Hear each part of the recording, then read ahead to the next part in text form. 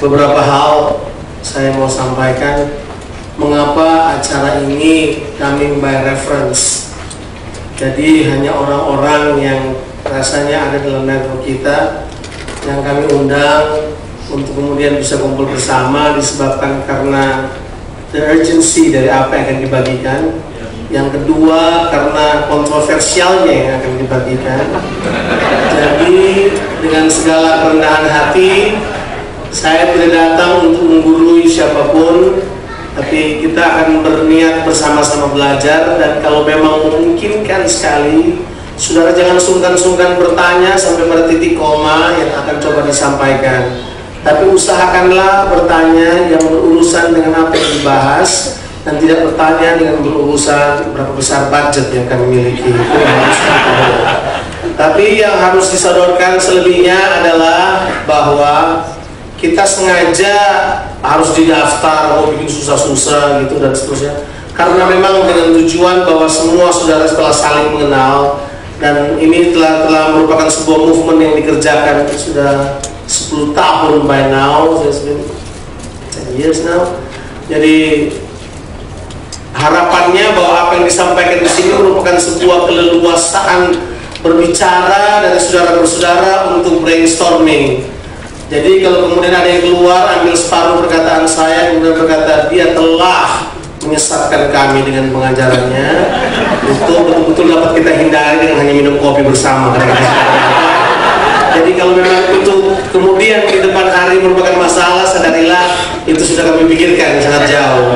Dan ini bukanlah upaya eksklusif untuk berpikir bahwa kami yang paling benar dan kami yang tahu seluruhnya. Ampunilah dosa itu kalau memang sudah punya pandangan itu, dan kalau memang kami berupaya menciptakan impresi itu, sama sekali tidak. Tujuannya adalah untuk membagikan hal ini sebab kami punya hati, kami punya kerinduan supaya memang kerajaan Allah establish di muka bumi ini.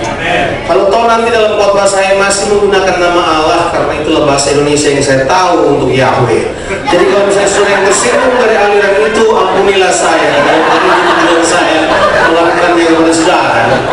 Jadi sejauh itu kalau ada pertanyaan-pertanyaan, dan kalau memang saudara mau menyumbangkan Alkitab yang tidak menggunakan nama Allah, saya masih menerimanya untuk sebagai bagian dari apa yang ingin saya baca. Jadi supaya saya mengerti lebih jauh. Jadi kalau saya punya pemahaman itu, apa boleh buat. Jadi kalau saya masih pakai istilah kerajaan Allah daripada saya pakai kerajaan Tuhan, ya boleh juga seculek. Oh, you know what I mean? Kita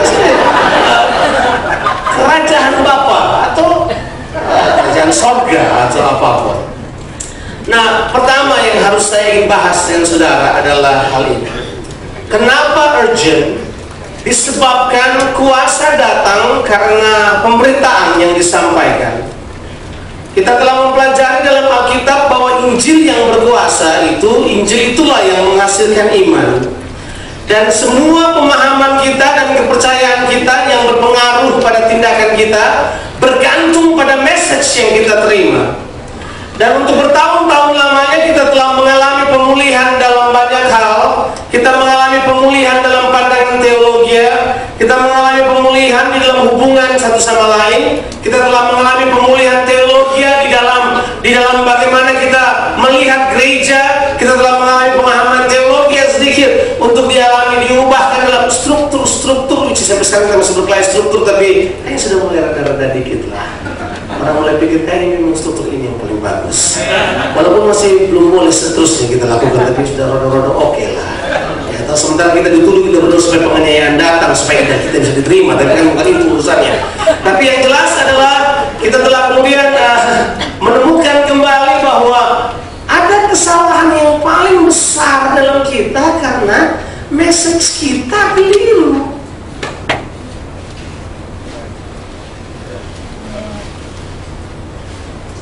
Because we have problem with our message, that's why our influence also have problem. Karena kita punya berita keliru, kita punya influence juga keliru. Gitu.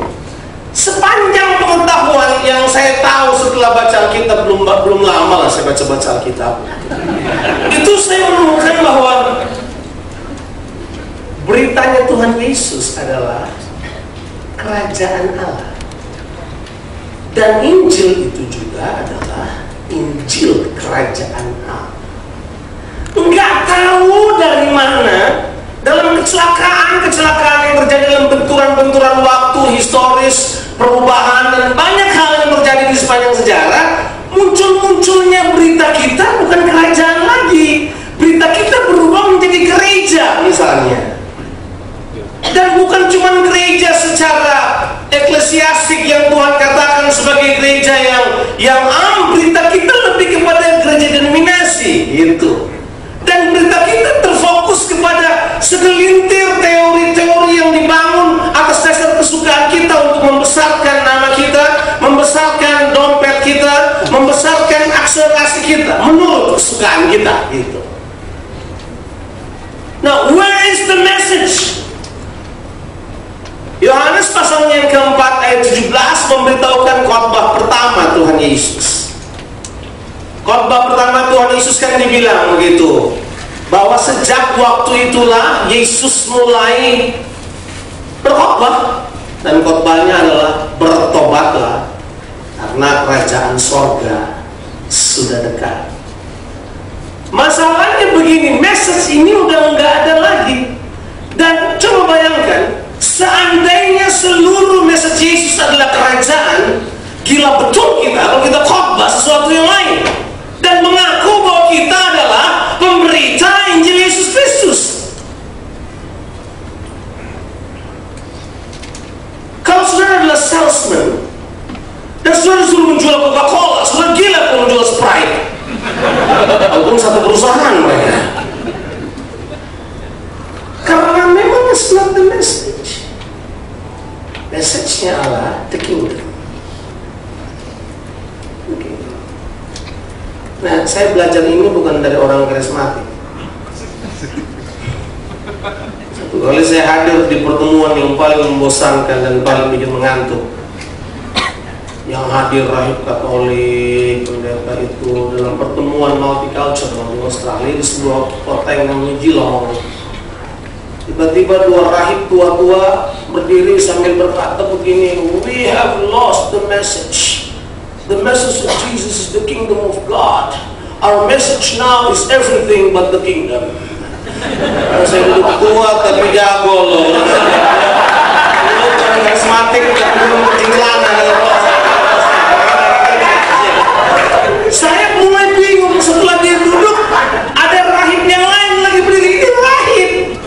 Kesan kita pada rahib adalah penyimpangan tradisi tua, kuno, menjauh dari Tuhan dan mati. Kira-kira itu kan. Tapi ternyata tidak. Dia tiba-tiba berdiri, kemudian hal yang sama dia sampaikan. And this is what he said actually. Our problem is this. Our message is not the kingdom. That's why we approach everything without the kingdom. Pulang di jalan sambil nyetir, sampai di rumah, what is the message?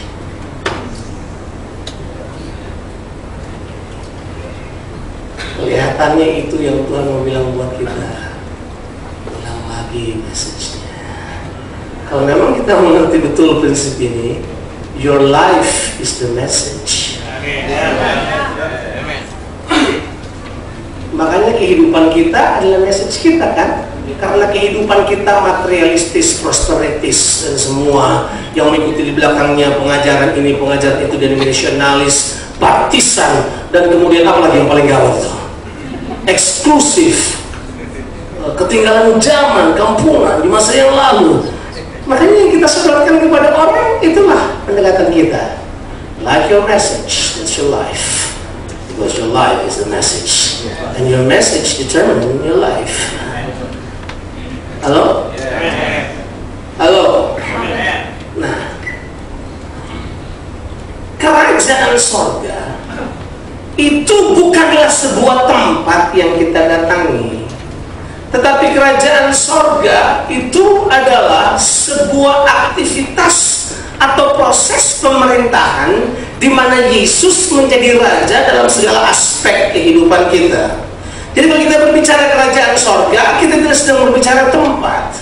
Jadi kalau kita berbicara tempat kediaman Tuhan, itu tidak berbicara kerajaan sorga. Sorga adalah tempat kediaman Tuhan. Kerajaan sorga berbicara proses dan aktivitasnya yang dinamis, di mana pemerintahannya tercipta di situ. Halo? Jadi kalau kita berbicara kerajaan sorga, bukan berbicara sorga tempat yang enak, nyaman, enggak.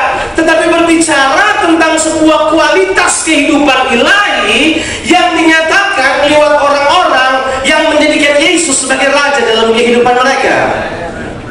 Tetapi yang jadi masalah seperti yang tadi disampaikan oleh teman saya, Bapak Samuel Saputra, yang berkata bahwa yang jadi masalah terbesar buat perkembangan, pelebaran daripada kerajaan Allah itu adalah agama.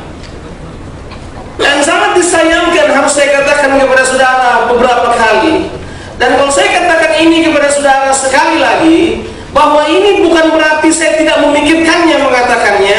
Ini tidak keluar dari tuduhan-tuduhan yang saya pikir hanya berpikir sepintas untuk mengatakannya. Tapi setelah berpikir sekian lama untuk menarik kesimpulan, kekristenan bukan yang lain kecuali agama.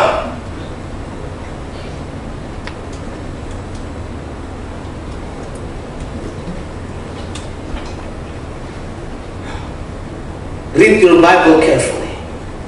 If you can find one word Christianity originated by God, let me know. That's the first one. Yang kedua adalah, di dalam perjalanan sejarah terjadi perubahan message, perubahan sikap hidup, perubahan pendekatan, disebabkan dalam perpindahan-perpindahan penyesuaian gereja terhadap dunia ini. Berpindahlah kita dari kerajaan menjadi agama. Dan ini bukan ide baru, ada banyak penulis buku. Saya menemukan sebuah buku yang ditulis oleh Shien. Shien berkata begini dalam bukunya yang berjudul The First Coming, cerita tentang Yesus. Dia berkata the first coming is how the kingdom became Christianity. Sangat menyedihkan untuk memberitahukan kepada saudara bahwa the original intention of God is not religion. Saya pakai istilah itu hati-hati, original intention. Maksud awalnya Tuhan dengan semuanya ini bukanlah untuk membawa agama baru. Bahkan nama Kristen yang kemudian telah diadopsi begitu rupa dengan membuang kata kerajaan sebagai substitusinya, akibatnya adalah gereja telah kehilangan kuasa kerajaan, gereja telah kehilangan pola hidup kerajaan, bahkan gereja telah kehilangan rajanya sendiri. Siapa yang menjadi raja dalam gereja sekarang? Terbanyak adalah sistem agama yang kita punyai. Itulah yang memerintah lebih daripada Tuhan. Nah, kecelakaan ini telah dianggap bukan kecelakaan oleh beberapa orang. Mereka menganggapnya sebagai perbaikan kehidupan. Entah saudara akan mempertimbangkannya seperti apa, tetapi begitulah. Jadi rupanya begini, waktu kerajaan Allah yang dimotor oleh manusia-manusia ini berpindah karena teologi dan upaya untuk menyesuaikan diri dalam proses inkarnatif di dalam dunia ini, mereka kebentur dengan sistem. Dan yang paling membahayakan dari semuanya adalah sistem kemudian menelan mereka. Di dalam proses menelan ini mereka masuk ICU.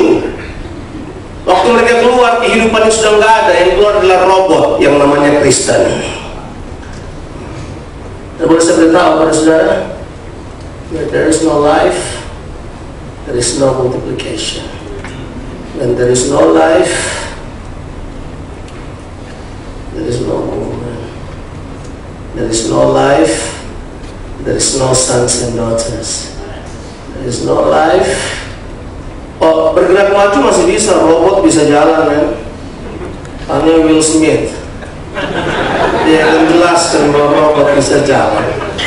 Saya dulu membayangkan waktu Frankie keluarkan album merayakan berapa, di depannya dia kayak robot lagi jalan. I'm thinking of Frankie humming as a robot. Imagine of Frankie humming as a robot. What is the message of robot? Apa message-nya robot? Yang pertama, mesinnya robot, aman dan terkendali sesuai kemauan pengendalinya, itu yang pertama. Yang kedua, kakunya minta ampun, sudah itu yang kedua. Mesinnya robot, apalagi? There is no life, no spontaneous. Tidak ada kejutan, tidak ada surprise, tidak ada apa-apa. Semua robot program. Sudah suka dengan nama program? Selamat datang dalam dunia robot. Nah, masalah terbesar kita adalah bahwa kita kayaknya suka mengakui, kita menganggapnya sebagai sebuah kemajuan apa yang telah merupakan kecelakaan yang paling besar. Oke. Kecelakaan yang pertama bahwa ketika gereja membuang berita tentang kingdom, gereja masuk pada yang pertama menjadi agama. Sehingga message kita berubah, pengajaran kita berubah, doktrin kita berubah. Mau bukti? Kata bertobat untuk apa? Kata bertobat yang kita ajarkan supaya kita masuk surga. Baca ulang-ulang Alkitab, kata bertobat hubungannya dengan kerajaan surga, bukan surga. Tapi karena kita mengadaptasi diri dengan agama yang pada waktu itu rindu surga, penyembahan dewi langit dan semua yang lain, maka kita berpikir tujuan kita adalah surga. Surga bukanlah tempat buat manusia. Saudara tidak akan hidup selamanya di dalam surga. Lu marah kan? Karena di dalam Yohanes pasal 16 Yesus menyediakan tempat buat di rumah Bapa untuk kita supaya kita hidup bersama-sama dengan Dia selama-lamanya. Artinya Yesus mau bilang buat kita bahwa begini, pokoknya kamu bersama-sama dengan aku dimanapun kita berada, namanya surga kan itu sebenarnya. Nah, soal surga kalau baca baik-baik itu adalah bukan kediaman manusia. Surga itu tempat kediaman Tuhan. Manusia diciptakan di bumi. Oh, jadi Pak Junakan tidak percaya kita masuk surga. Oh, percaya kita bakal pergi ke surga, tapi nggak tinggal di sana selamanya. Kita akan turun ke bumi ini lagi, memerintah bersama Yesus 1000 tahun, kemudian langit dan bumi dihancurkan, kemudian Tuhan menciptakan langit dan bumi baru. Kita ditinggalkan di bumi baru, bukan di surga. Nah, siapa yang ajar itu? Karena gambar mereka sangat picisan, separuh-separuh berpikir bahwa surga adalah tempat kita selama-lamanya. No, yang saya kaget, aneh sekali. Rupanya karena begitu, itu agama, itu dia punya sebuah virus. Itu agama punya virus yang mengubah kacamata kita untuk memandang menurut caranya dia. Dan kalau orang terkena ini virus agama ini, seluruh kacamatanya kacamata agama, diganti yang lain pun berat buat dia.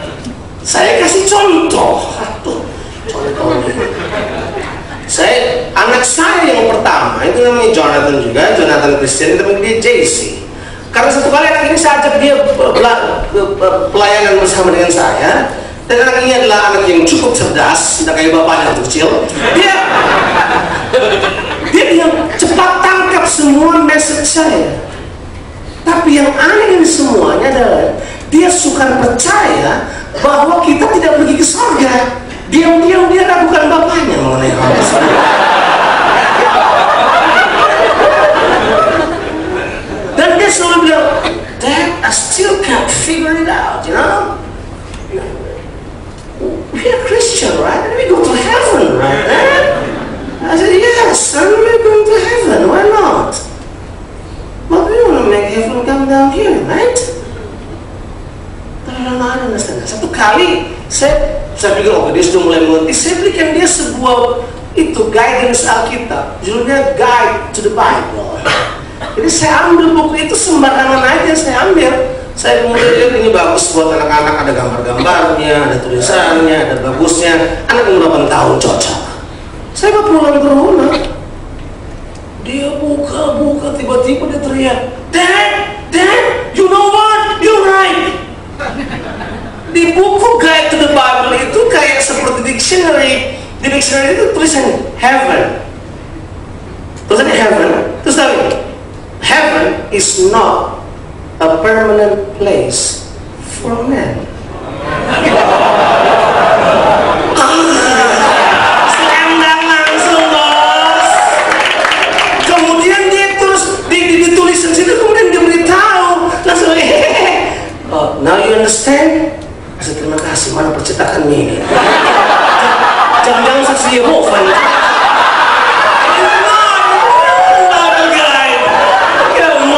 Waktu saya baca, this is good, man. This is good. Kemudian ditulis dengan jelas. Kalau tidak mau percaya, siapa yang sudah belajar pelajaran dasar? Solid foundation. See, we have problem now. In our movement, it's not that important. Karena di dalam pelajaran dasar yang kalau sudah baca bukunya Derek Prince atau semua yang mengajar tentang tersebut, karena ada namanya pertobatan, ya kan? Pembaptisan, perlumbangan tangan, kebangkitan orang mati dan penghakiman kekal, kan?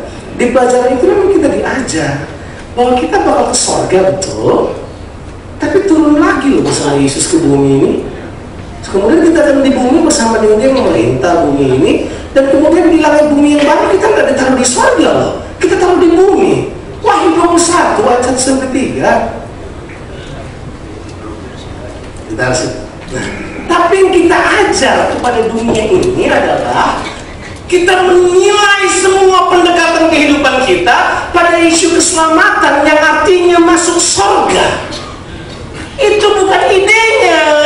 Itu bukan ide kingdom. Keselamatan idenya bukan ide kembali ke surga. Keselamatan idenya the wholeness, sebuah kepenuhan hidup di mana kita menyatakan Kristus sebagai Raja di dunia ini. Itu keselamatannya. Kita kalau berdebat sama orang, kalau mati nanti masuk surga apa enggak? Masuk surga lagi, tapi balik lagi.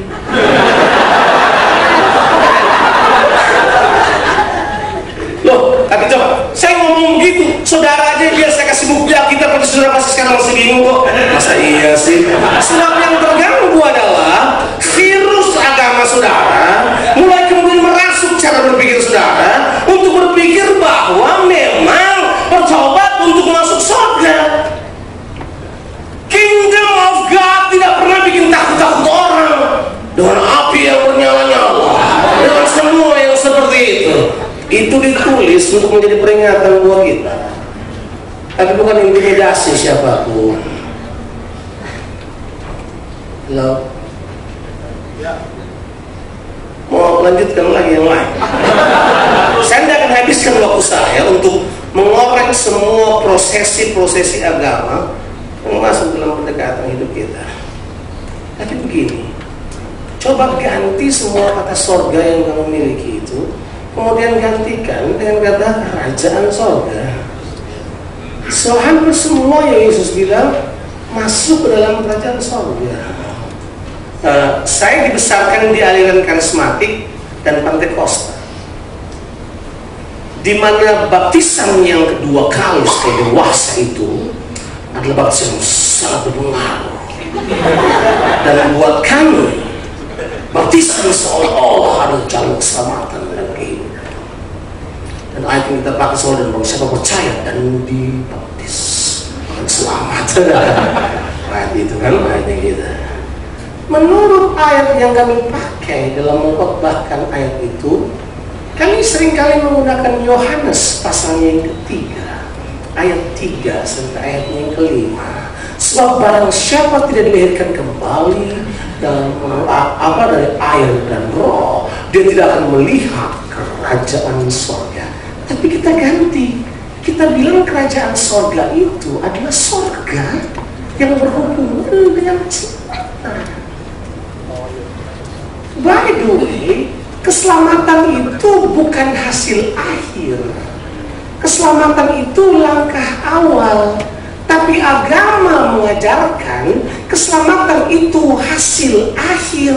Jadi kita berjuang dalam dunia penuh dosa, tiada mata, kesulitan, berkat rumah, berkat flat, mobil terbaru, penderitaan sementara ini untuk kemudian kita selamat.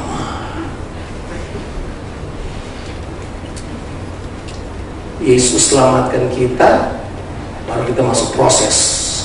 Babak belur dianiaya orang, dosa-dosa masa lalu keluar, ketidakpengampunan keluar, semua mentalitas barbarian dalam kehidupan kita diurus, seluruhnya sampai kita selamat menjadi seperti Kristus.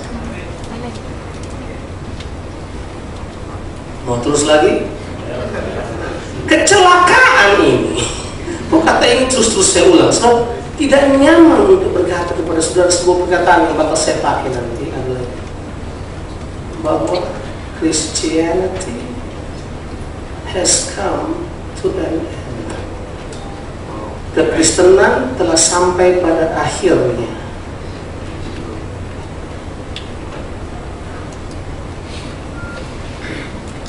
Agama harus berhenti supaya kehidupan mengalir keluar. Agama harus berhenti supaya kehidupan harus mengalir keluar. Kalau doa kita tidak didasarkan pada prinsip kerajaan, doa kita adalah doa agama.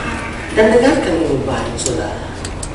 As good as a religion can be, as good as it can be, yang terbaik yang dia bisa jadi, agama itu adalah sebuah bentuk salah pandang terhadap semua apa yang Tuhan buat, di mana agama ini akan menciptakan pemahaman eksklusivitas dalam diri kita untuk menilai Tuhan, dan pandangan eksklusif manusia untuk menilai Tuhan telah menyebabkan manusia bukan menyembah Tuhan tapi menyembah berhala dan lain-lain.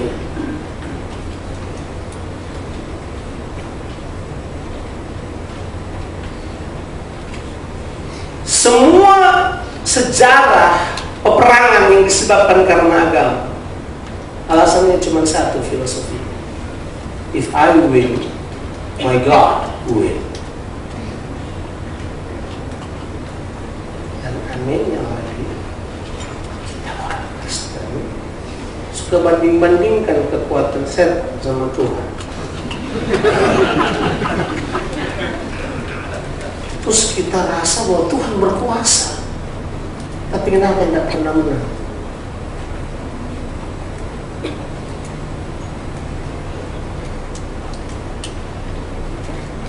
Kristen harus diganti dengan kerajaan. Agama harus diganti dengan pola hidup.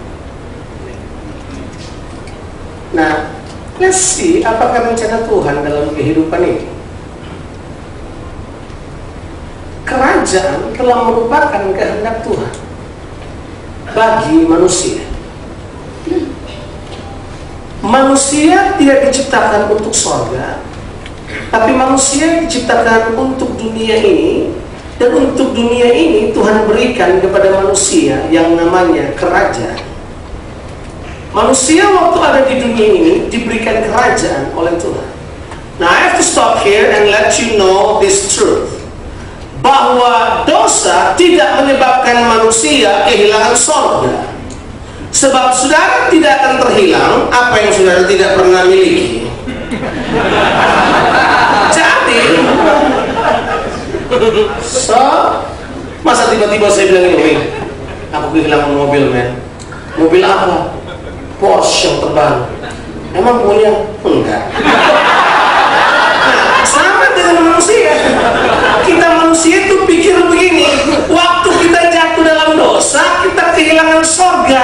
Nah, teachingnya kita ada teaching yang ajar begitu, bahwa waktu Adam dan Hawa jatuh di dalam dosa, mereka kehilangan surga. Taman Eden bukan surga lagi ada. Jadi waktu itu manusia waktu jatuh dalam dosa tidak kehilangan surga, manusia kehilangan gaya hidup kerajaan yang Tuhan bawa pertama untuk mereka. Manusia kehilangan the kingdom itu. Mereka kehilangan gaya hidupnya, mereka kehilangan kuasanya, mereka kehilangan pendekatannya, mereka kehilangan segala sesuatu yang berurusan dengan pemerintahan Yesus, pemerintahan Allah, pemerintahan Yahweh Elohim dan teman-temannya di dalam seluruh kehidupannya. Kalau saya pakai kata itu supaya yang tidak berada dalam sirkuit itu mengerti ya.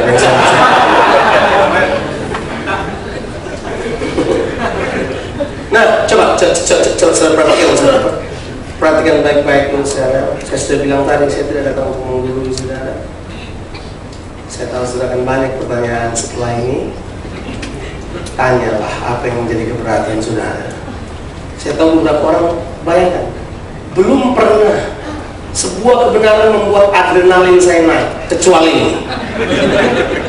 Mengkhotbahkan ini membuat seperti ada yang naik di dalam saya. Tapi itu sehat, mungkin saya jadi awet muda.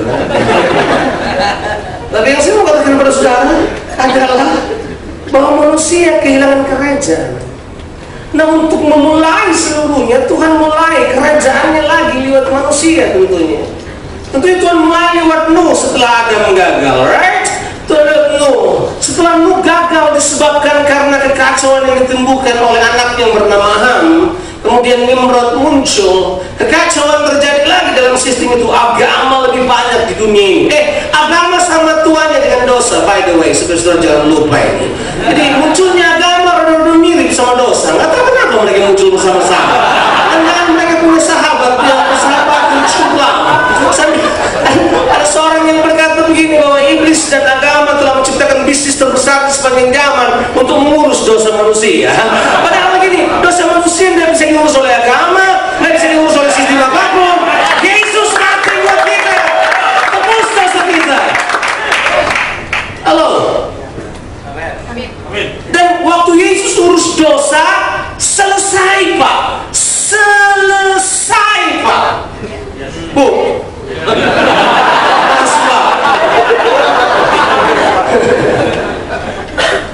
Selesai ya.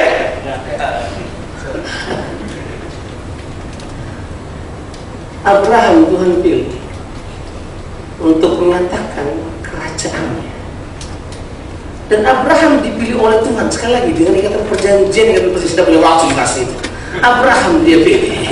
Terus kemudian Abraham hidup jadi Israel, kan terus-menerus Israel. Kerinduan Tuhan waktu pilih Israel keluar dari Mesir, supaya Tuhan menemukan kerajaan yang terdiri dari kerajaan imam, dia bilang. Bangsa yang kudus, sebuah kerajaan yang Tuhan jadi raja di situ. Terus kita dapat ide teokrasi. Dan kemudian dapat ide itu. Kemudian Tuhan bergerak terus sama bangsa Israel. Tapi bangsa Israel adalah satu bangsa yang sama sekali tidak paham prinsip ini. Disebabkan mereka menggantikan kerajaan hanya dengan kebutuhan-kebutuhan mereka. Ternyata saya belajar begini, kebutuhan yang menguasai kehidupan kita dapat berubah untuk menjadi kacamata kita memandang semua yang Tuhan katakan kepada kita. Waktu Mesias datang pada waktu itu, mereka pikir Mesias ini Mesias politik. Karena mereka butuh hal tersebut. Padahal sudah mau tahu, kedatangan Yesus yang 30 tahun itu, waktu 33 tahun berjalan sama mereka, itu sebenarnya memberi kesempatan kepada mereka untuk sekali lagi embrace the kingdom yang ada pada mereka. Tapi karena mereka menolak raja yang datang kepada mereka, Tuhan bilang buat mereka kan, di dalam Matius 21 ayat yang keberapa gitu, 35 atau 38, Matius 21, Tuhan Yesus bilang begini, aku mengambil kerajaan daripadamu dan memberikannya kepada suatu bangsa untuk menghasilkan buah kerajaan itu. So kerajaan terus merupakan tema. Jadi waktu bangsa Israel menolak, kerajaan yang diambil. Jadi waktu Tuhan Yesus datang pertama ke dunia ini, first message-nya adalah kerajaan surga sudah dekat.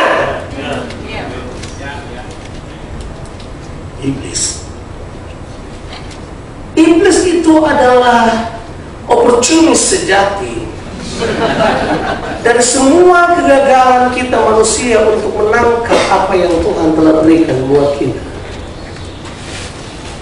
Satu kali Yesus dicoba. Cobaan Yesus itu cobaan ekonomi, cobaan politik, ya, ekonomi, politik, dan cobaan rekreasi, kesenangan, apapun yang kita nikmati. Tapi yang jelas itu begini, waktu iblis cobain Yesus dalam Lukas pasalnya yang keempat, ayat yang kelima dan ayat yang keenam, baca kita dulu lagi. Iblis bawa Yesus, dan saya suka Yesus.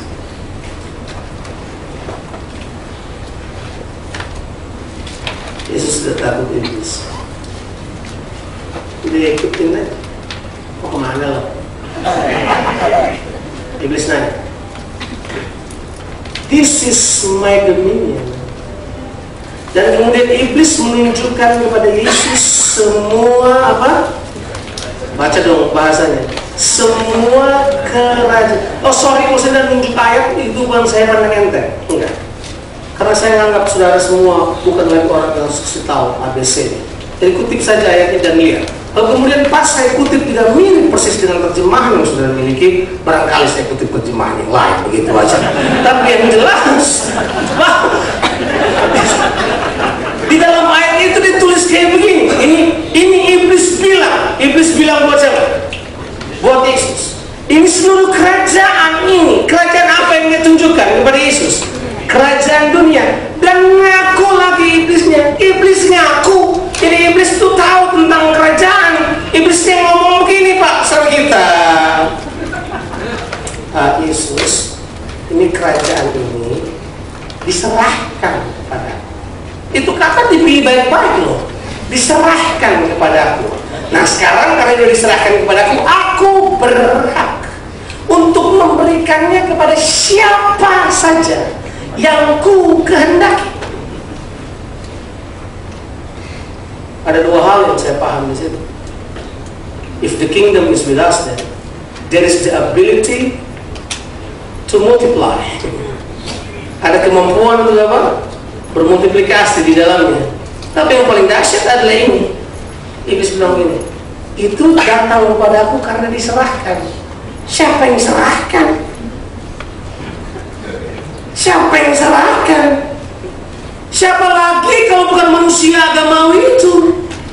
Yang seharusnya merupakan manusia roh yang pertama, yang Tuhan hembuskan nafasnya karena agamanya, karena dia berpikir bahwa ada yang bisa menolong Tuhan dalam kehidupan ini, bahwa Tuhan perlu ditolong, kebenaran perlu dibela. Semua yang dari Tuhan adalah hal yang perlu kita bela dalam kehidupan ini. Percayalah, to live in the kingdom it means you get the covering of the kingdom, not you cover the kingdom.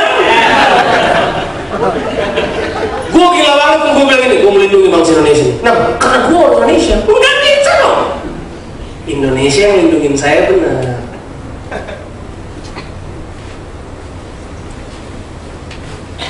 Yesus bilang begini, oke. Sembahlah Tuhan. Artinya kuncinya kerajaan tersebut bukan pada apakah kita memilikinya atau tidak, tetapi siapa yang engkau sembah. Artinya siapakah yang menjadi apa itu?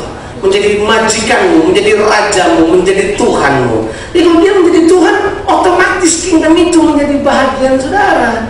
Nah, iblis nggak mau kerajaan itu dibalikan kepada kita.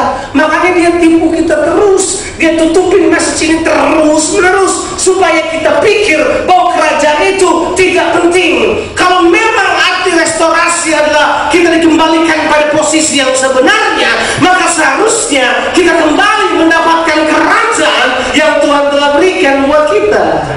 Makanya waktu Yesus mati di kayu salib, Wahyu pasal 1 ayatnya yang kelima dan ayatnya yang keenam, baca baik-baik, bahwa bagi dia yang sangat mengasihi kita dan telah menyerahkan nyawanya untuk kita dan telah menjadikan kita suatu kerajaan. Halo? Kerajaan. Saya bisa ulang-ulang bahas bahwa kerajaan ini adalah merupakan hati Tuhan untuk kita. Mau terus lagi kerajaan seterusnya. Nah, waktu bangsa Israel menolak kerajaan ini, Tuhan mengalihkan kerajaan ini kepada satu bangsa yang akan menghasilkan buah kerajaan itu. Dan kalau kata bangsa dipakai di dalamnya, itu diterjemahkan dari bahasa Inggris itu Gentiles. Diterjemahkan dalam beberapa terjemahan bangsa kafir. Karena nggak enak penerjemahan yang baru bilang bangsa kafir, nggak enak dia bilang bangsa-bangsa lain. Bukan kafir. Tapi kan sebenarnya memang semua bangsa yang bukan Yahudi menurut pandangan Alkitab adalah kafir. Bapak-bapak apa boleh buat kan, memang begitu. Jadi kita adalah sebuah bangsa, betul? Nah, bangsa itu kemudian menerima kingdom itu supaya kingdom itu yang berbuah. Jadi maksudnya the purpose the church existence is to multiply the kingdom in this world. Halo. Nah, sudah. Jalan terus lagi. Bagaimanapun agama terus counterfeit semua apa yang Tuhan kerjakan. Sangat disayangkan kita embrace agama lebih baik. Doa saya adalah begitu saudara meninggalkan sesi ini, saudara amat sangat membenci agama. Dan kalau saudara berkata kepada saya, mengapa saya katakan ini kepada saudara? Sebab inilah yang menghalangi apa yang Tuhan kerjakan dalam dunia ini. Oke, saya bisa cerita sebab lain. Dan saudara bisa menyetujui sebab lain tersebut. Tapi lebih baik membunuh musuh utamanya daripada membunuh cicoronya. Oh, saya bisa bilang yang lain sebabnya. Saya bisa bersandiwara menceritakan yang lain pada saudara. Padahal masalah utamanya ini jelas dari Injil. Because in the last days, saudara harus tahu, di akhir zaman peperangan terbesar kita adalah dengan agama palsu. Dan tidak ada yang disebut murtad yang lebih besar kecuali orang yang lebih percaya kepada nabi palsu itu, yang menceritakan kepada kita tentang semua kepalsuan, bahwa agama baik, agama baik, agama baik. Hari ada ribuan agama baru muncul, ribuan. New Age movement telah usher any different kinds of religion that you want. Religion menggundul kepalanya boleh, religion pakai baju putih, merah dan pakai baju hijau sekalian boleh, religion yang kumisnya cuma separuh, religion yang pakai tato, yang tidak pakai tato boleh. Religion apa saja can come right now. Karena substitusi dari semuanya adalah itu yang kita bilang tadi, privatisasi religion itu, privatisasi dari belief kita. Kita kemudian memilih apa yang kita mau. Kita tidak melihat lagi menurut pandangan Tuhan, kita melihat menurut pandangan kita. Oke. Saya mau selesai. Saya akan sambung tentunya nanti. Kalau saya bilang selesai kan nggak selesai habis. Cuma saya cuma mau bilang ini kepada saudara. Apa yang harus kita buat dengan kecelakaan ini? Saya menyarankan 3 hal. Yang pertama adalah kembali mempelajari Alkitab dan menemukan berita yang sebenarnya dari Injil Yesus Kristus. Kembali. Dan tidak perlu takut terhadap semua pemahaman teologi yang muncul dalam dunia ini. Dan tidak perlu takut karena kita bukan lulusan teologi atau kita tidak berhak untuk membaca Alkitab. Bacalah Alkitab dan temukan kembali bahwa di dalamnya kita akan menemukan kembali message yang sebenarnya. Dan tidak ada jalan pintas untuk kemudian berkata begini, bahwa Yesus adalah Raja dalam kehidupan saya, lebih baik saya tunduk kepadanya. Dan yang kedua, saya menyarankan langkah berikut pada saudara. Terlibatlah dalam diskusi untuk memahami dengan jelas bahwa kerajaan Allah itu bukanlah sebuah tempat, tetapi dia lebih kepada sebuah gaya hidup.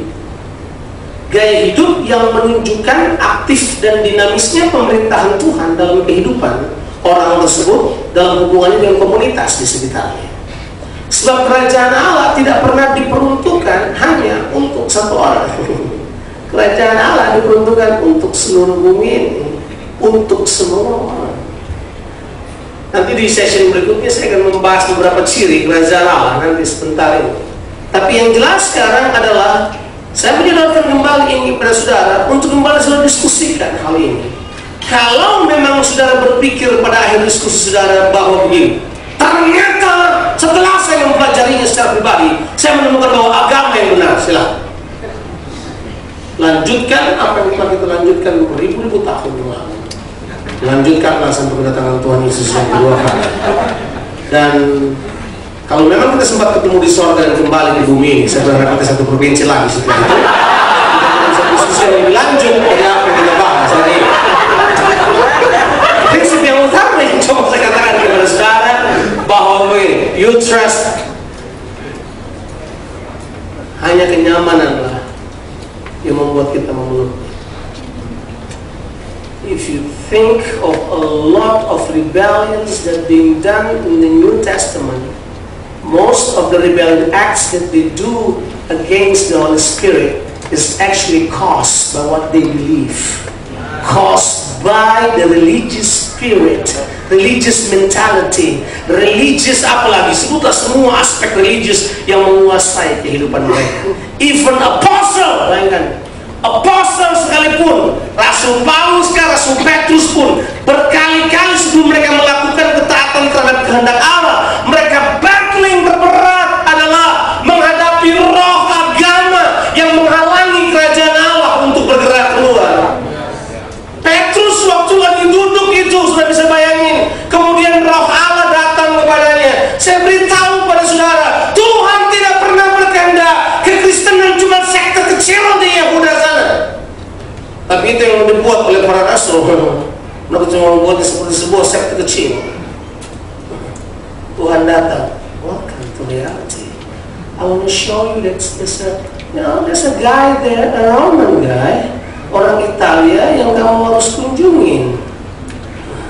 Tapi sebelum Tuhan bawa Petrus pergi ke sana bertemu dengan orang yang berbaik hati itu, namanya siapa? Saya lupa namanya.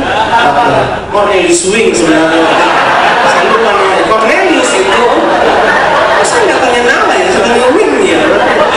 Jadi si Cornelius itu sebelum Petrus diminta pergi kepada siapa? Kepada Cornelius, itu yang Tuhan rubah itu bukan kuasanya, bukan apanya, tapi yang Tuhan rubah adalah ini, agamanya dirubah.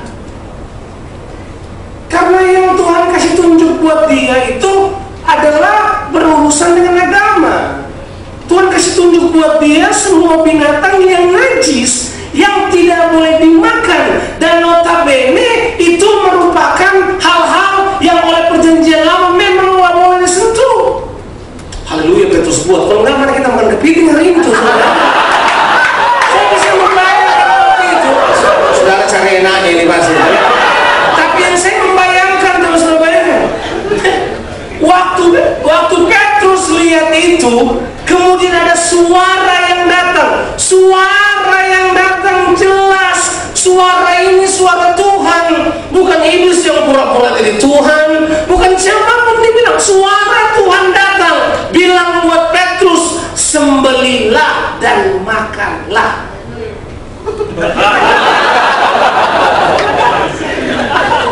Oh my God. Nah, saya bisa membayangkan Petrus hari itu persis wajahnya, persis wajah saudara. Saya bilang tadi, kita nggak masuk surga selama-lamanya. Saudara kayak kaget, mati mengotot dan bingung. Is that really you, oh God? Or there is somebody else? Keraguan kita terhadap semua tuntunan Tuhan terbanyak disebabkan karena masalah agama. Tahu nggak jawabannya Petrus? Udah jawaban paling kurang ajar di seluruh dunia yang pernah bisa kita jawab atas semua permintaan Tuhan untuk memakan sesuatu. Tuhan suruh makan meja milik Tuhan. Belum pernah ada yang najis masuk dalam mulutku. Kalau saudara pandai menginterpretasi sebuah kalimat, itu sebenarnya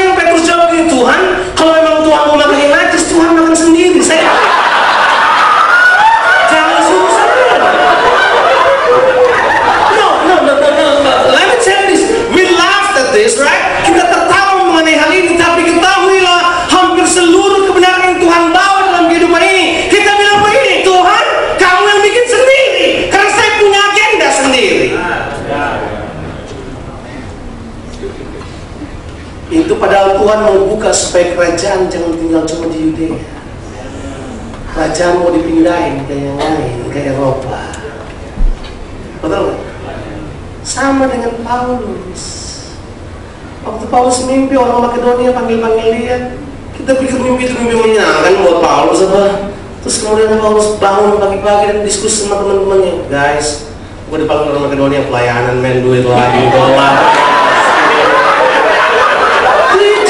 Do you think that's the way Paul interpret that? No. Waktu ada orang Makedonia panggil-panggil langsung Paulus berkata begini, gila banget God, it is impossible because I am Hebrew and they are Gentiles. Man, you know God, let me tell you this, Lord, this guy's sexual life is terrible, you know what I mean? And I'm not married, and you want to send me to them, you know what I mean? The way they eat, they offering to the gods, unbelievable. And you know God, let me tell you this. And they having the worship, all those kind of girls around there. Saya bisa membayangkan waktu Paulus bilang bahwa itu sana orang najis, kafir, kampungan, bisa diterima out of everything. Dan kemudian Tuhan suruh dia pergi ke sana. Seperti dia bilang, Tuhan kalau mau bergaul tidak perlu menurut Korintus 15:33, Tuhan yang pergi sendiri. Saya tinggal di sini. Kurang gak saya menjelaskan kepada saudara ini? Masih perlu tambah lagi. Perlu tambah. Nah, kalau saya katakan ini sama sekali, karena itu yang saya bilang tadi, saya bisa punya alasan lain untuk bilang bahwa ada, bisa. Saya bisa cari alasan. Misalnya kita kurang berdoa misalnya, atau kita kurang penyerahan misalnya. Kok saya pernah ngomong ini penuh, siapa marah sama saya? Kurang berdoa apa lagi, kita pajak ini kurang apa lagi dari jam 2 sampai jam 8 pagi.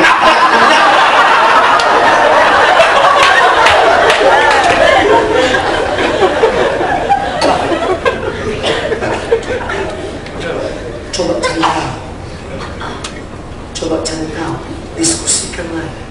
Bahkan boleh saya beritahu saudara, saya sendiri telah menemukan praktek agama dalam diri saya dalam pelayanan yang telah merupakan kesukaan saya untuk saya lakukan setiap pelayanan.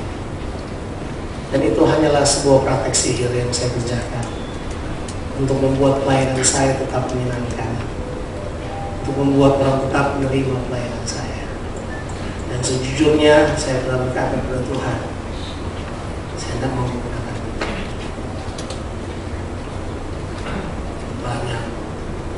Banyak, sangat banyak yang kemudian saya harus membuang. Sudah bertanya apa itu?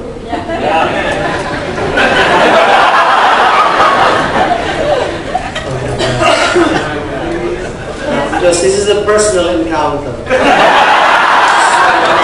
have to tell you my personal experience. Yang pertama adalah after call saya hentikan. Not that I don't like it. Kalau orang lain anggap itu sebagai kemurnian dari pernyataan mereka menerima firman Allah, dan mereka haleluya 12 kali lakukan dengan sukacita karena Tuhan menyertai walaupun saya tidak akan mendukungnya, kira-kira kayak gitu. Saya tidak akan melakukannya lagi. Yang kedua, ada beberapa istilah yang selalu saya pakai waktu saya bertemu dengan orang sambil berkata, kiranya Tuhan menjamah. Terima jamaah itu. Kata-kata itu magical word. Jadi saya punya pemahaman mengenai hal tersebut tentang jamahan Tuhan, sudah tahu? Itu gini, Tuhan di sorga dengan semua kenikmatannya untuk menggelitik kita dan menyentuh kita supaya kita merasa the magical life of Christianity. Jadi kemudian waktu dipanggil ke depan, kita berkata jamaah, Bapak Ibu jamaah ya. Kemudian dia pergi lagi. Kita kena jamahannya seperti wuh. Nanti setelah nggak rasa lagi dia datang lagi. Itu akan datang untuk menyentuhnya sekali lagi. I've read my Bible so many times. Jesus not only touched them, He lived with them. He ate with them. He slept with them. Not touch. Imagine kalau kemudian ada cerita dari penulis Injil dan Yesus tiba-tiba datang di pagi hari dan menumpangkan tangan kepada saya, dan saya merasa segar di pagi itu. Kemudian saya minta Tuhan besok pagi tolong tumpang tangan lagi kepada saya karena saya merasa segar lagi setelah setelah itu. Kemudian kita ulang lagi hal tersebut, karena itu adalah repetition yang kita buat. Karena Tuhan di sorga adalah Tuhan senang gelitik kita supaya kita merasa nyaman dan sentosa. Kemudian dia pergi lagi. Jadi tangannya adalah tangan yang menyentuh.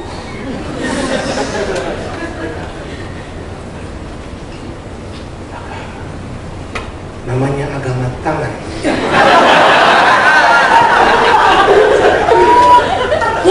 No. Listen. Like I said to you, many, not only one, many, banyak banget. My God, banyak banget. The way I counsel people, cara saya counsel orang berubah. Cara saya counsel orang. Dulu kalau saya counsel, tapi ya semua anak-anak rohani saya yang kenal saya mereka tahu. Dulu kalau saya counsel, apa? Gimana? Oke, gini. Kamu buat ini, dan ini. Saya menghina Roh Kudus. Karena sebenarnya Roh Kudus juga berdiam dalam mereka. Saya harusnya asyar mereka untuk bertemu langsung dengan Tuhan, untuk kemudian mendapatkan jawaban mengenai hal tersebut. I changed it. Berubah. Model mentoring saya, dulu prajurit. Yang saya maksudkan A besar. Kamu buat A kecil, saya buat kamu jadi A kecil. Gitu kan? Yang mesti tahu A saya adalah. Don't try to change my A is A, right? Kita paksakan kepada orang lain dan begitu caranya supaya kamu menjadi besar seperti saya. Enggak, saya ganti sekarang. Saya percaya bahwa Tuhan hidup dalam kehidupan mereka dan Tuhan bisa kerjakan apa yang Dia mau.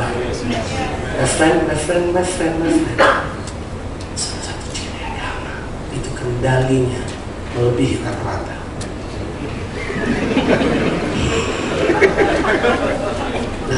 Saya cuma memperhalus bahasa saya. Karena agama adalah kendali menyeluruh terhadap kehidupan kita untuk menjauh dari anugerah Tuhan.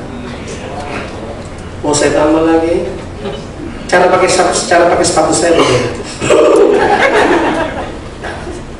Yang saya maksudkan, agama baru apa lagi? Cukup. Seharusnya jam 2.15, 3.15. Oke. Pas setelah session saya,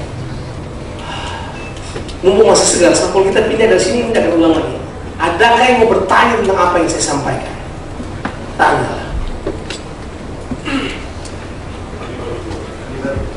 Apa itu? Nanti saya sambung minggu ketiga. Tanya dulu. Enggak, sebab yang ketiga yang saya mau katakan adalah begini. Oke, catat yang ketiga kalau begitu. Yang ketiga adalah build community, bangun komunitas. Karena kerajaan Allah adalah kehidupan, kita tidak bisa mempelajari kerajaan Allah dengan program dan kebiasaan seminggu sekali. Kerajaan Allah dihidupi dalam kehidupan community. Itu yang coba saya bagikan kepada saudara. 3 hal tersebut. Oke. Saya dapat jelas tersebut. Nanti saya akan ke situ sebentar. Oke, yang 3 hal itu udah ya. Nah sekarang ada yang mau bertanya. Tanya.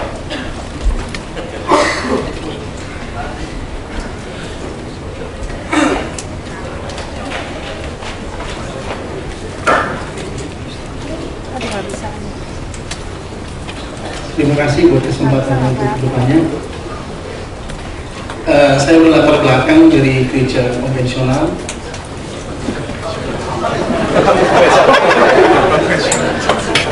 Dan sekarang coba ikut-ikutan karisma. Pemahaman saya tentang sebuah liturgi dalam konvensional menjadi sebuah kekakuan. Akan tetapi, kalaupun muncul penyesatan di sana sifatnya sangat halus.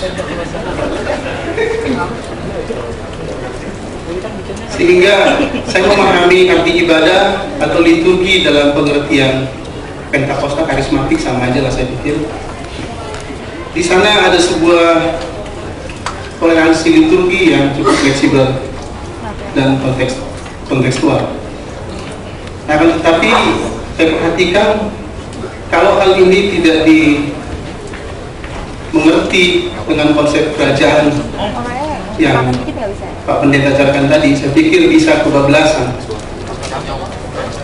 Tidak tahu aturan ibadahnya bagaimana, jam berapa dilakukan, jam berapa selesai.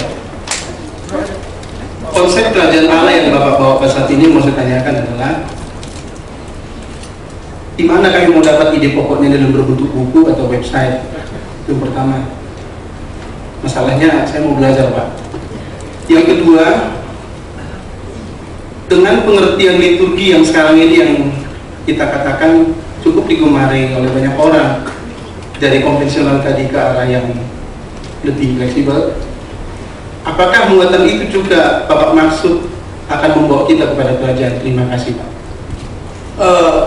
Pertanyaan yang pertama adalah ada beberapa buku yang mendasari apa yang saya sampaikan tentunya, dan tentunya itu melewati proses perenungan. Tapi saya bisa sarankan beberapa buku untuk dibaca yang bagus.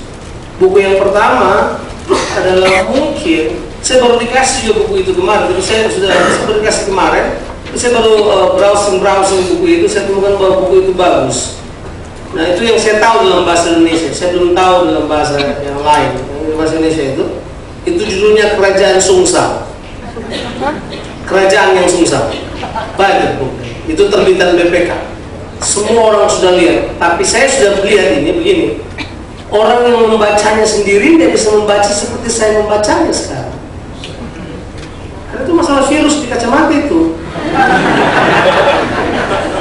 Kerajaan Sungsang. Buku yang berikutnya adalah saya harus sarankan buku tulisan Miles Monroe. Ada dua buku. Yang pertama adalah Discovering the Kingdom, tulisan Miles Monroe, Discovering the Kingdom. Itu ada dua bukunya, Discovering the Kingdom dan Principles of the Kingdom. Ada dua buku tulisan Miles Monroe. Nah, kalau sudah baca buku Miles Monroe, saya harus katakan berhati-hatilah dalam membacanya buku tersebut. Sebab kalau saudara salah memasukkan gigi, saudara akan menjadi diktator ulu dalam kehidupan ini. So you have to see it in different ways. Ada beberapa kata kunci kita harus paham tentang buku Miles Monroe. Nah, buku yang berikut adalah The King and the Kingdom. Who is the writer? Saya nggak terlalu ingat namanya, tapi buku itu bercerita tentang Injil Matius secara menyeluruh untuk membahas itu.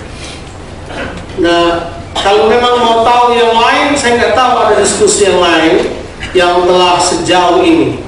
Saya nggak tahu diskusi yang lain sejauh ini. Nah, kita lagi mengembangkan websitenya, jadi belum ada.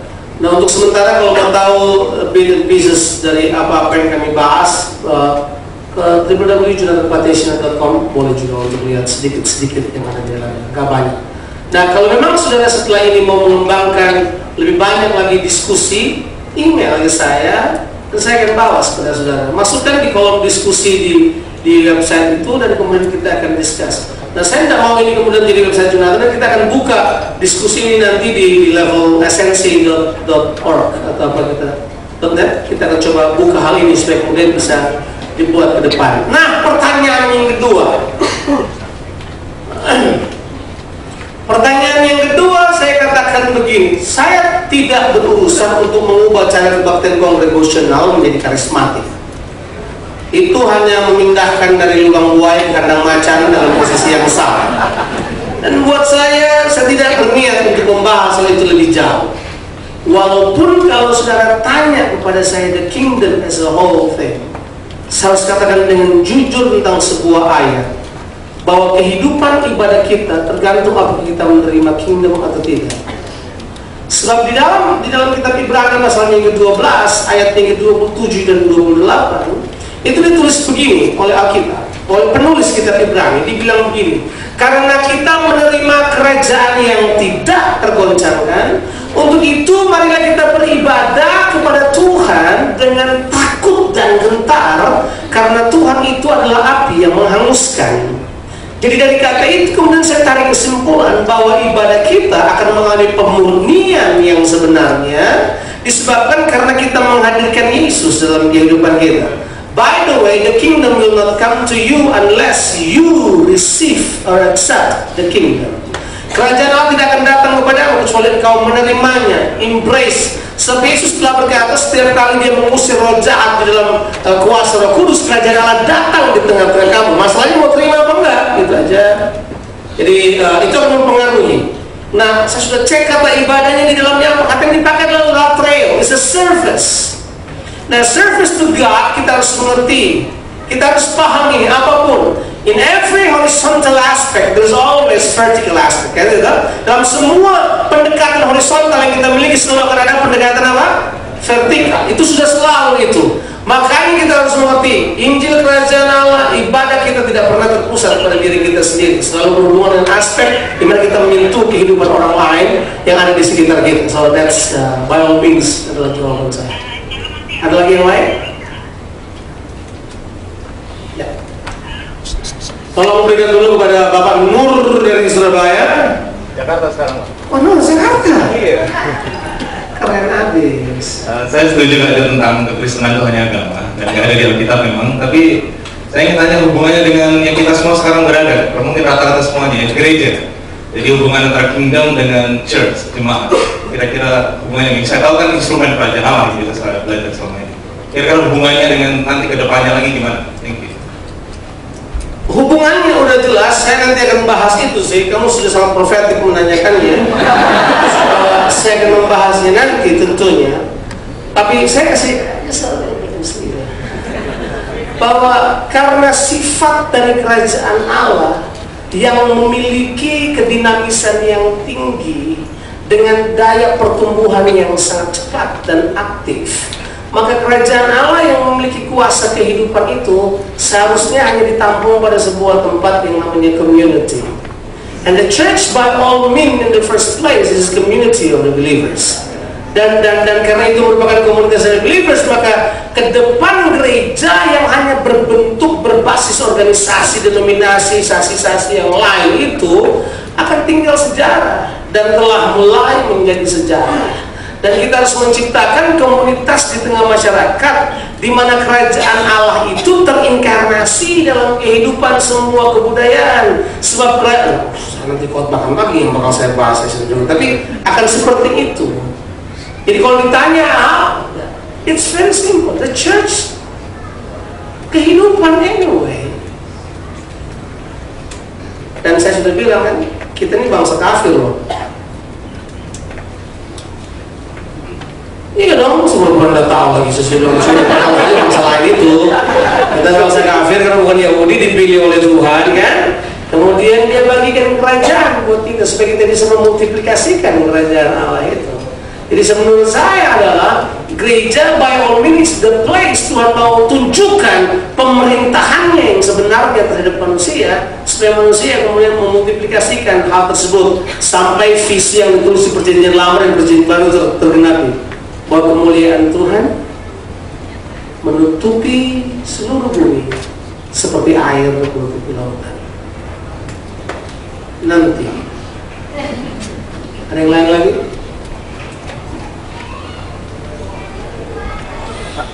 Ada di sini boleh kan?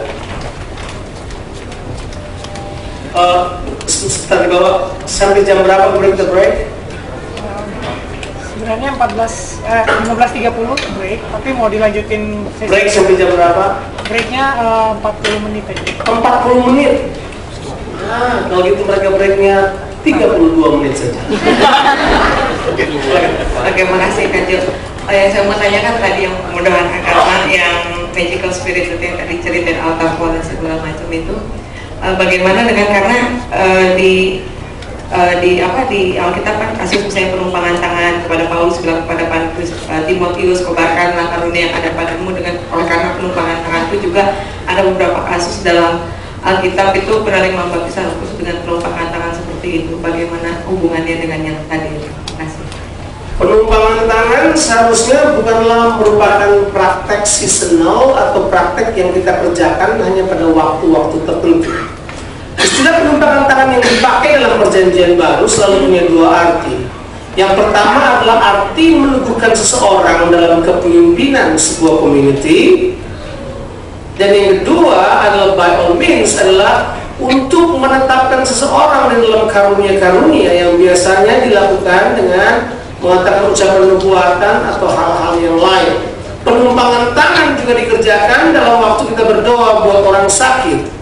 Nah, kata penumpangan tangan sebenarnya untuk orang sakit lebih cenderung kepada bukan menumpangkan tangan, tetapi mengolesinya dengan minyak. Minyak.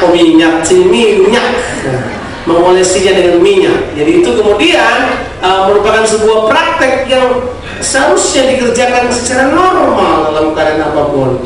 Nah, apakah penumpangan tangan hanya terjadi ketika orang di alkohol dan pada waktu itulah udah pernah terjadi? Nah, saya kira bukan itu isunya. Sebab isu yang utama kita sudah bahas, tentu dalam konsep house church yang kita sudah ajarkan bahwa kita tidak bertemu Tuhan pada hari kudus, pada jam kudus, dengan baju kudus, dilayani orang-orang kudus, menyanyikan lagu kudus dalam gedung kudus, tapi kita melakukannya di mana saja, karena kerajaan Allah ada di mana saja. Nah, mengenai aplikasi dan hal tersebut, lakukanlah sebanyak mungkin. Saya menumpangkan tangan pada siapa aja di mana aja, kalau memang saya mau, dan tidak harus pada tempat yang khusus. Nah, yang rapat. Masalah kalau kita yang buat penumpangan tangan sebagai pendeta yang kelihatannya lebih baik, lebih diurapi, lebih dahsyat dan seterusnya, itu biasanya ekspektasinya mereka datang kepada kita seolah-olah bahwa baptisan Roh Kudus itu terjadi karena tangan kita. Sebenarnya boleh sedikit.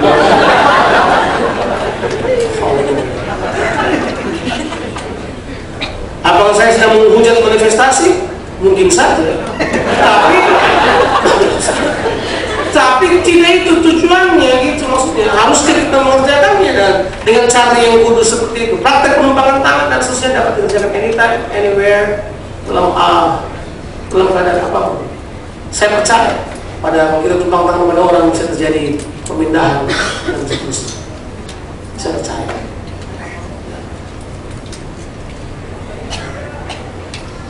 Lalu satu lagi kita minum.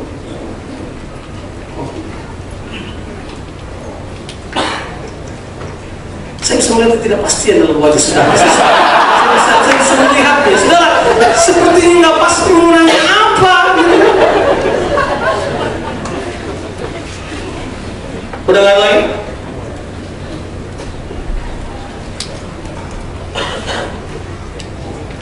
Terima kasih Pak Yonatan. Jadi intinya satu aja saya tanya, apakah kita ini akan membuat satu gerakan lain dalam arti, karena begini, tidak mungkin kita lepas dari gereja yang ada, tempat kita beribadah. Tapi pola yang mereka ajarkan kan baik buat pembangunan kita, iman kita semua. Tapi gerakan ini akan ditentang oleh pemimpin-pemimpin. Tentunya ada yang menentang lah, nggak semua setuju. Tapi kita bukan berarti melawan secara frontal, tapi tentunya kita akan bersama-sama menyatakan kerajaan surga dalam kehidupan kita pribadi, rumah tangga, gereja kita, menjadi satu keluarga kan. Nah, yang akan, apakah nanti itu yang akan merubah gereja yang ada sekarang dari dalam kan, bukan dari bikin satu organisasi lagi kan. Tetapi gini maksud saya, secara global kita punya satu gerakan baru ini, kerajaan surga, kerajaan Allah, pemerintahan kerajaan Allah di mana kita akan hidupi. Tetapi kalau kita bawa ke dalam satu gereja-gereja yang tentunya enggak semua gereja ya, gereja kita kebetulan melakukan ini, itu akan ditentang. Apakah kita keluar bikin satu aliran baru, tetap di situ menyatakan ini, sorry. Jadi saya harus pertegas karena akan ada benturan di situ, Pak. Terima kasih. Highlightnya apakah kami berupaya untuk menciptakan perkembangan baru? Jawabannya tidak. We are just a mere man. Kita orang yang sangat sederhana, orang yang biasa-biasa. Tidak ada yang luar biasa, nggak ada yang seperti itu dari kami. Kebanyakan yang kami sampaikan adalah hal-hal yang sudah ada di depan mata kita. Cuma yang coba kami bawa adalah melihatnya dengan kacamata yang tidak biasa saya pakai, gitu aja. Mungkin itu bahasa sederhana yang coba saya pakai. Saya tidak bermaksud untuk berkata saudara untuk keluar dari gereja saudara, tapi kalau saudara mau masa saya larang.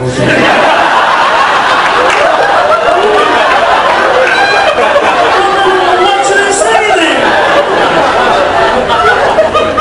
What should I say? Saya mau kata tinggal menderita bagi Kristus di mana tempat-tempat sudah mengalami penderitaan badani dan penderitaan fisik, penderitaan psikis yang banyak kan saya urusannya dengan itu. What we're trying to do, this is a call for a new generation to come back to the kingdom. There's nothing. You wanna, kita tidak berencana artificial buat ini itu untuk mencoba menciptakan pergerakan. It's not our aim. It's not. Bahkan saya diundang kemarin, ada urusannya dengan hal tersebut. Saya dipanggil untuk coba memberikan kepada saudara informasi yang sedikit berbeda dari apa yang saudara dapat setiap hari. Nggak berat. Nah, tidak ada tujuan. Bagi semua yang menentang hal ini, marilah kita minum kopi bersama. Sebab it's not our point of view. Maksudnya, kenapa tiba-tiba? No, listen. Boleh saya tanya kepada saudara? Apakah saudara mencurigai apa yang saya katakan tadi bukan kebenaran? Nah, if that's the truth, saya akan mengutip perkataan Paulus. Apakah dengan mengatakan kebenaran lalu saya menjadi musuhmu?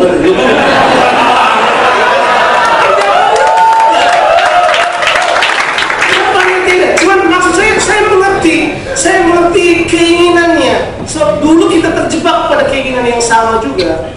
Dulu pemikiran kita ini adalah Felix di zaman sekarang dan Martin Luther yang ke-13 yang bakal digantung di depan katedral satu ketika. It's not what we aim now. Yang sekarang kita bilang buat saudara cuma sederhana, this is a calling for life, bukan yang lain. So please come. If you want to join, mau bersama-sama berdoakan firman Allah, tanpa harus berhenti membayar keperluan dan hadir di gereja pada minggu. Let's do it. Bahkan sudah akan terkejut dengan pemahaman saya sekarang ini. Kalau tetap kamu akan bernama Muhammad bin siapa begitu, dan tetap memakai kata itu dan kemudian hari Jumat pergi ke tempat yang sama, I still count you as a brother in the kingdom. Because the kingdom of God is not a religious mindset. Be free, sure. Udah kayak William Wallace, freedom. Freedom. Saya menawarkan itu, and until today saya tidak mau backup mengenai hal tersebut. So tujuan dari kita punya network ngumpul bersama ini adalah untuk kemudian brainstorming hal ini. Sebab tujuannya adalah untuk kemudian pakai istilah ini.